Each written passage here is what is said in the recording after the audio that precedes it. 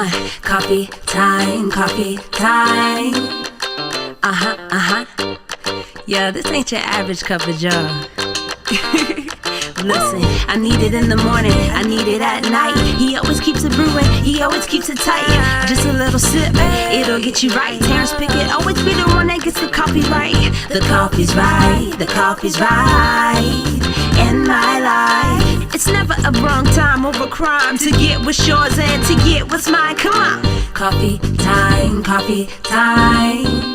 in my life. Coffee time, feels so right. I need a little sugar, put it in my cup. Can you stir it, Terrence? Let me know what's up. And at the end of the show, you can brew another pot. Just make sure you make it hot. Come on.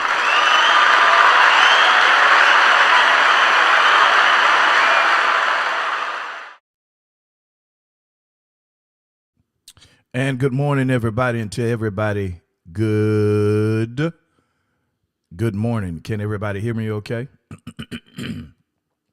Also, once you sign in, sign on, say something to me so I know you're there. Say something to me so I know you're there.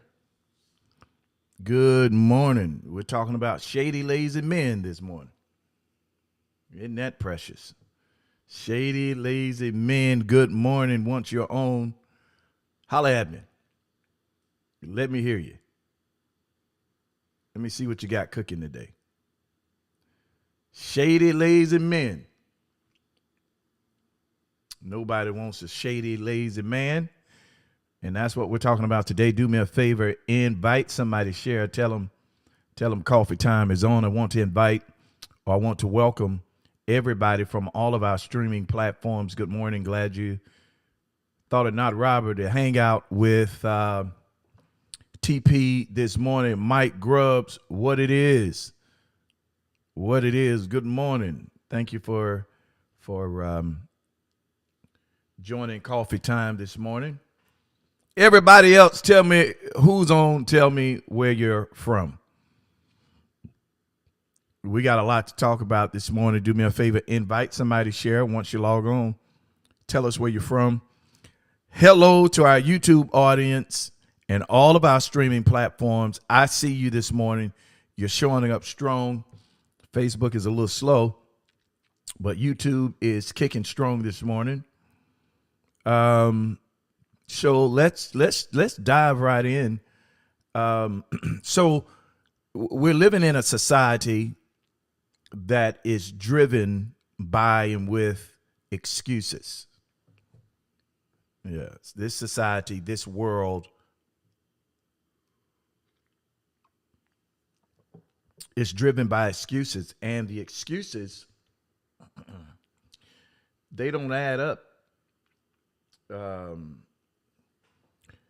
I've got to give a shout out to the bro.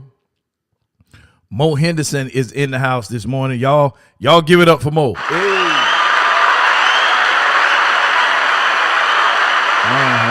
Wingnut Martin, give it up for Jason.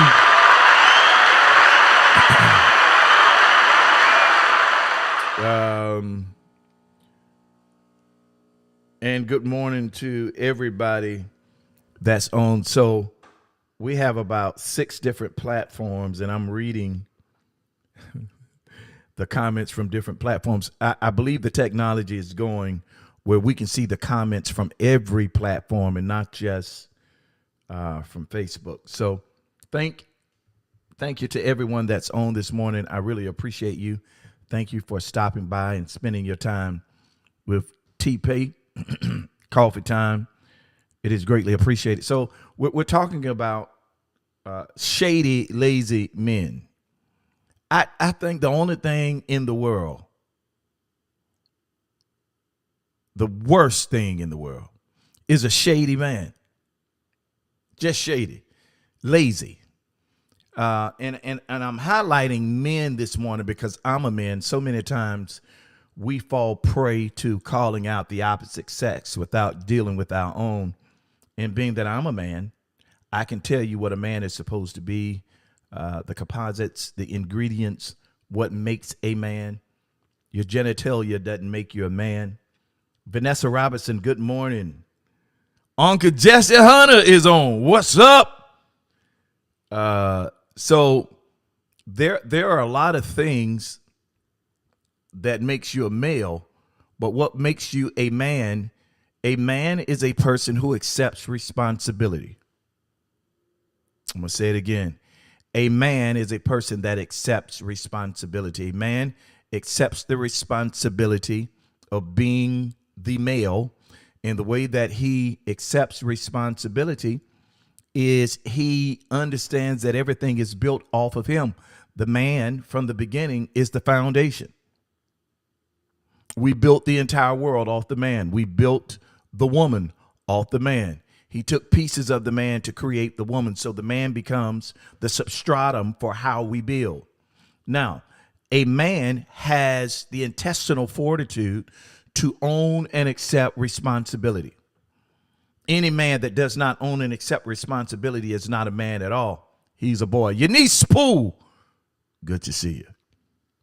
So when we understand the difference between a male and a man, you were created to be a man, but what makes you a man is owning and accepting responsibility. When a man is wrong, what makes him a man is that inside of him, if he's been untouched, untampered, inside of him, he has the ability to accept and own and take responsibility even for what he's messed up. That's what makes him a man. And a man accepts responsibility. Hey, if I messed it up, give me an opportunity to make it right. Or the next time that I do it, it's going to be better. A man is not going to be a repeat offender when it comes to owning responsibility. When you accept and own responsibility, that automatically puts you in a place of change. People don't change because they've learned how to lie to their soul and bypass their heart to release or accept a lie. Did you not know in order to tell a lie? It's getting good to me, y'all. In order to tell a lie, the lie has to bypass the government of the soul. Your soul has an internal innate government. It's called your conscience. Inside of your consciousness, every human has what I like to call the DNA of God, meaning the DNA of God demands truth. So before you can tell a lie or accept a lie, there has to be a reasoning in the soul. There's a compromise in the soul. I'm talking good already. You know I am. So for a man to come up, for a human to come up with a lie, here's how it goes. The lie forms. D Mac, good morning. Latasha Holsey, good morning. Thank you all for spending your morning with Coffee Time. Do me a favor. Invite somebody to share. Invite somebody to share. Tell them Pickett going in this morning. In order for you to tell a lie, and that lie come from out of your lips, or in order for you to receive a lie, it has to go through the government of your soul, and you have to rule it justifiable. Now, I know what I'm talking about because I used to tell lies, and I'm not alone. Some of y'all still telling lies. So it has to go through the governing board of your soul. It has to be justified in order to be received, and it has to be justified in order for you to deliver it. A lot of people justify being shady or being a liar or lazy. They justify it by what something or what someone has done to them. Men justify their lies by the greed of their heart, and in most cases, placing the blame on the person they're lying to. Well, I wouldn't have told that lie if skin's a little greasy this morning. I put that good oil on. Come through. That's what men do. Men will say, well, I wouldn't have told that lie if you had not have. Well, whatever a person has or has not done doesn't justify your lie. We justify our lies by choosing to be offended by other people. DeJuan McIntyre, thank you for sharing. And I like the little dollar sign you put up there. My Coffee Time sponsor Cash App is on the screen. So when a man refuses to accept responsibility, he's going to blame everyone in proximity. He's going to make you feel like it's your fault. It's your fault the relationship is not working. It's your fault we're not further than where we are. It's your fault. And DeJuan, I like it. Thank you. You signed in from YouTube and Facebook. Come on, someone. Give it up for Blind.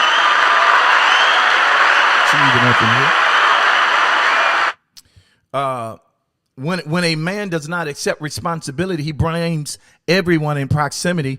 It becomes everybody else's problem, and he will never change. He'll never change. Now, I know I'm talking about men, but I want to segue and talk about people in general just for a second. Then I'm going to jump back on these old sorry, lazy men that blame women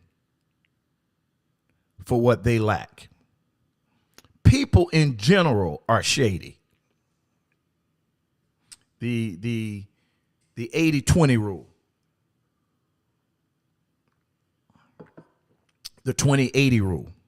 20% of the people do 80% of the work, and 80% of the people complain about what the 20% is doing. Shady. You don't have a voice to put your mouth on anything if you've not contributed to the solution. It's like people that all they talk about is the problem. All they talk about is the problem, instead of being a part of the solution. One of the things that I've tried to implement in my own life is I will not call out a problem unless I have a solution, unless now I'm warning, giving a warning, or I'm being the eyes for somebody else and I have to call it out. But in a general sense, I don't talk about problems. I'm trying to figure out how we're going to fix it. Because to state the problem is the first step. The solution to the problem, it's what's going to bring resolution. So in my life, in my livelihood, I'm not going to state a problem unless I have an answer. That's called responsibility. People in general are shady. I was, I don't really keep up with what's going on in Hollywood. I have people that I call and they give me the rundown of what's going on. So yesterday was one of them days because I saw floating on social media that Monique was going off on some of everybody. And as a result of that, I wanted to know, well, what is the fuss all about? And turns out Kevin Hart had given Monique money when she fell on hard time. And then Monique says basically he ghosted her. Maybe he agreed to do something that he did not do. Well, when a person gives you help and they don't have to help you, that person should be off limits as it relates to your criticism. But what causes people to criticize the hand that feed them, the hand that helped them, the one that causes them to get up off their knees, the reason people feel so comfortable at attacking them is that's where our world is. Our world thrives off gossip and sensationalism. This is why reality shows are number one. Shannon Williams, Shannon Sharp, his show is number one because it feeds the sensation that lies within the inquisitive nature of man to know and be in the know, or hear gossip, or hear a person calling out other people. There's a thin line between truth and shade. And what makes it different is the heart behind it. Calling people out, I know what I'm talking about because I've done it for years. There's a difference between holding people accountable and being messy. Whatever purpose that lies behind you calling somebody out is really if it's shade or accountability. Some people need to be called out. In fact, the scriptures second that motion. One scripture says that open rebuke is better than secret love. I believe in correction, certain things do have to be called out. You got to hold people accountable for their actions. But where it starts to get gray, look at Rah on everybody give Rosalind Jones. Y'all give her a hand. Man. Jones, your sister. Back then, man. Now I'm hot now. Anyway, Winford Anderson, Trudy B, good morning. Welcome to Coffee Time. Thanks, everybody, for spending your morning with me. It's been a while, and it's good to see you. Ross, don't do that. Well, you need to get on more often. Anyway, some people need to be held accountable. They do. Some things you have to open up. But my thing is, be careful with that, because there's a thin line between love and shade.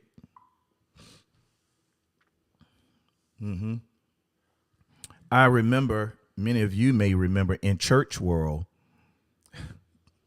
the late Bishop Eddie L. Long had gotten into some things, and allegedly he had been with some little boys, and Bishop Paul S. Morton, who is, at the time, he was the presiding bishop of the Full Gospel Church. And he said in one of his broadcasts, it's on YouTube now, he rebuked Bishop Eddie L. Long publicly.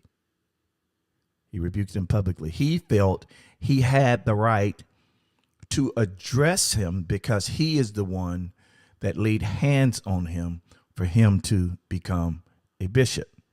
He felt, based on his understanding, he gave scripture to support his conviction, his theology.